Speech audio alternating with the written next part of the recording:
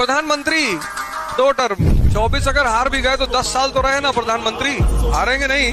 किसी को हराने के लिए बहुत ताकतवर विपक्ष चाहिए होता है, बहुत ताकतवर। झुंड बना लेने से कोई ताकतवर नहीं हो जाता। अगर झुंड से ताकत होती तो शेर भैंस को शिकार नहीं करता।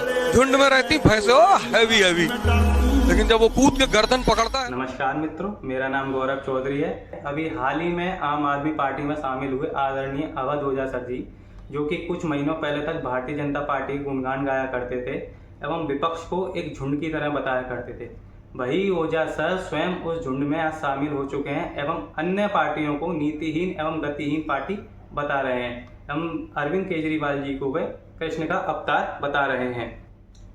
ओझा सर के इस चयन से मैं ही नहीं बल्कि लाखों छात्र इस असमंजस में हैं कि ओझा सर या तो पहले गलत थे या फिर अब गलत हैं।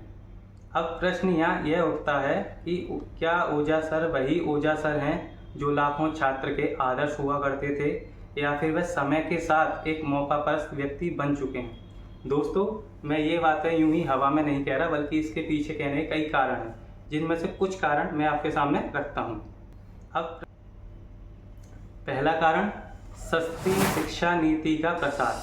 ओझा सर ने कई मंचों पर जाकर अपनी एक सस्ती शिक्षा नीति का प्रसार किया, जिसमें उनका मुख्य उद्देश्य था कि एक ऐसे स्कूल को खोलना जिसमें बच्चे की सोचने की क्षमता को बढ़ाया जा सके, और उन्होंने यह कार्य फरवरी 2024 तक पूर्ण करने का दावा किया था, लेकिन आज हम फरवरी 2025 में हैं। दूसरा कारण, अधूरा कोर्स। एक यूपीएससी की तैयारी करने वाले छात्र की सबसे अधिक ज़रूरत होती है कि उसका बेस सबसे अधिक मजबूत हो। इसी ज़रूरत को ध्यान में रखते हुए ओझा सर बच्चों के लिए एनसीईआरटी का एक कोर्स लेकर आए, जिसकी फीस थी मात्र 500 रुपये महीना, यानी 12 महीने के 6000 रुपये होते हैं। 6000 रुपये देने के बाद भी स्टूडेंट को ये कंफर्म नहीं था कि उनकी एनसीईआरटी साल भर में कंप्लीट हो पाएगी या नहीं, या उन्हें हर महीने 500 रुपये महीने देते ही जाने हैं। वहीं दूसरी ओर खान सर अपना एक यूपीएससी का बैच लेके आए थे, जो कि जिसकी फीस थी मात्र 7000 रुपये।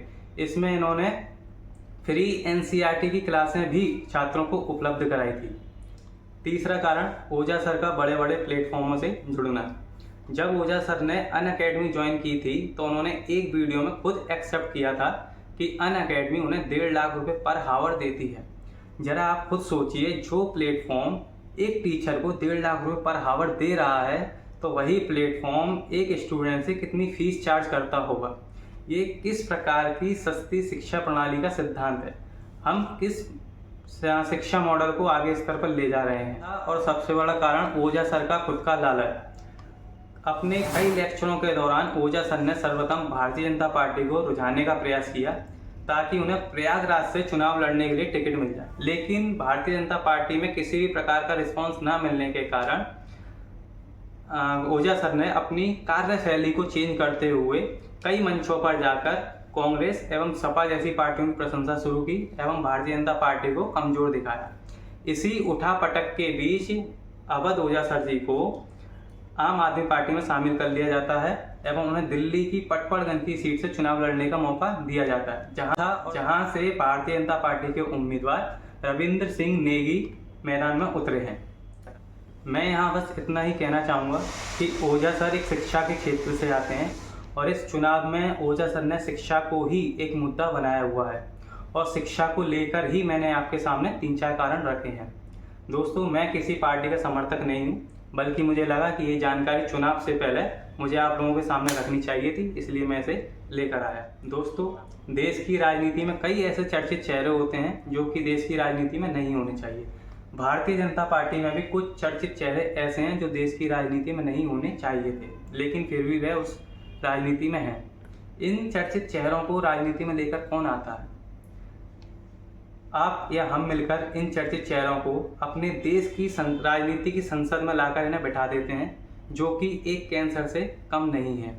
दोस्तों, यहाँ हमें यह ध्यान रखना होगा कि हमें अपना मत किसे दें। अपना मत हमें उन्हें देना चाहिए जो कि हमसे जुड़ा हो, हम जिससे बातचीत करने में हिचकते ना हो, ना कि किसी एक ऐसे चर्चित चेहरे पर हमें वोट दे देना चाहिए जो कि इस देश की राजनीति को जानता ही नहीं है, समझता ही नहीं है।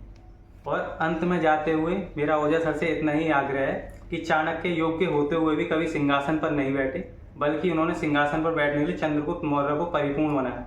उसी प्रकार ओझा सर आने वाले भावी चंद्रगुप्तों को सिंहासन पर बैठाने के लिए प्रेरित करें, ना कि उनके सिंहासन पर खुद विराजमान। जय हिंद, जय भारत।